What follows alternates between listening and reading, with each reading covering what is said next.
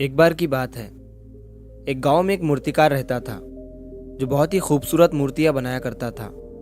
मूर्तियां बेचकर वो अच्छे खासे पैसे कमाता और इसी से अपना घर चलाया करता था। उस मूर्तिकार का 10-12 साल का एक लड़का भी था और वो भी अपने पिता के साथ मिलकर बचपन से ही मूर्तियां बनाया करता था। और यहाँ तक कि वो 10-12 साल का लड़का भी बहुत ही खूबसूरत मूर्तियां बनाता था। उसके पिता उसकी मूर्तियां देखकर बहुत खुश होते, लेकिन हमेशा उसकी बनाई हुई मूर्ति में कोई ना कोई कमी निकाल ही लेते थे। लेकिन उस मूर्तिकार का बेटा कभी भी अपने पिता की बातों से निराश नहीं होता था, बल्कि वो अपने काम को जारी रखता और अपने पिता की बात को मानते हुए अगली बार वो उस गलती पर अच्छे से ध्यान देता।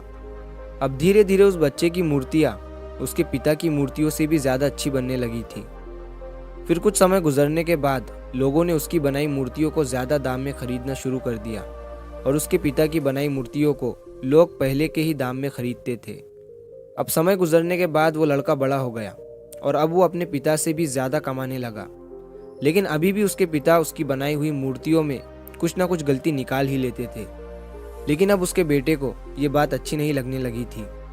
तो एक दिन जब उसके पिता उसकी बनाई हुई मूर्ति में उसे गलती बता रहे थे, तभी लड़के ने गुस्से में अपने पिता से कहा कि आप मेरी बनाई हुई मूर्तियों में कमियां निकालते हैं, जैसे कि आप मुझसे भी अच्छे मूर्तिकार हैं।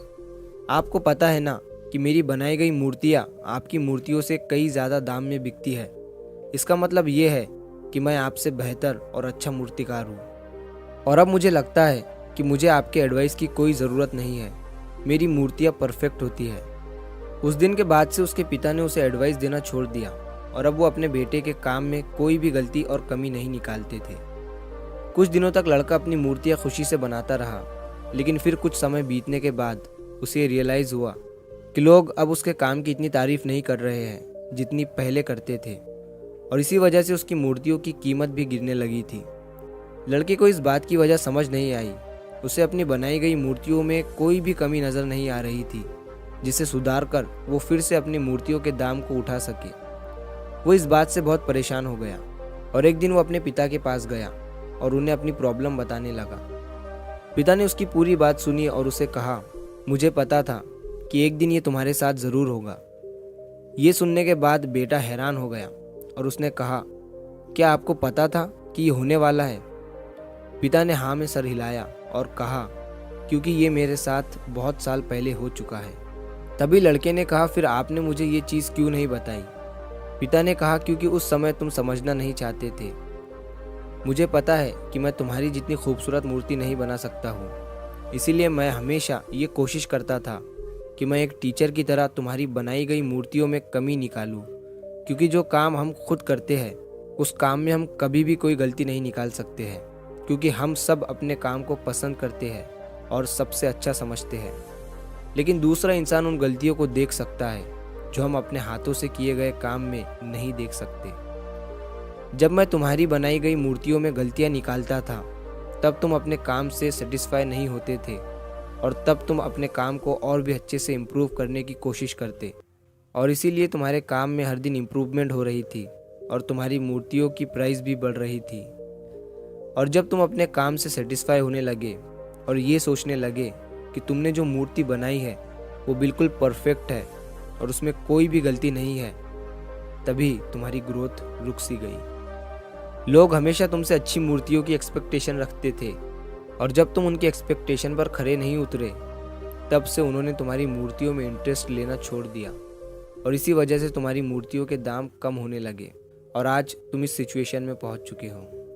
बेटे ने अपने पिता को अच्छे से सुना और थोड़ी देर के लिए शांत हो गया।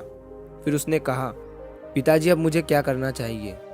पिता ने कहा, बेटा डिससेटिस्फाई होना सीखो और यही एक चीज़ तुम्हें इंस्पायर करेगी हमेशा अपने काम को बेहतर बनाने के लिए, हमेशा अपने काम में इम्प्रूवमेंट लाने के लिए।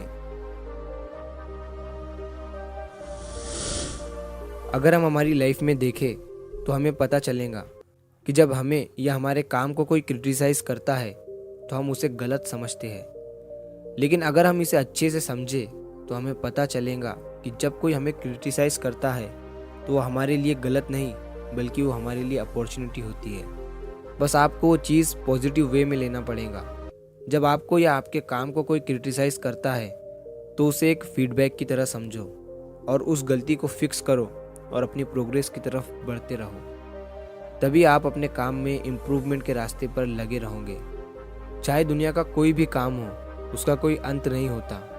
हम जितना सीखते जाएंगे उतना इम्प्रूव करते जाएंगे, और इंसान तभी सीखता है जब वो गलतियाँ करता है। तो अगर आप इस कहानी को और भी लोगों तक पहुंचाना चाहते हो तो वीडियो को लाइक करिए, ताकि YouTube इस वीडियो को और भी लोगों तक पहुंचाए। और अगर कहानी अच्छी लगी हो तो चैनल को सब्सक्राइब ज़रूर करिए। मिलता हूँ मैं अगली बार इसी तरह की कहानी के साथ। तो सब्र करो, शुक्र करो और ज़िंदगी में आगे बढ़ो।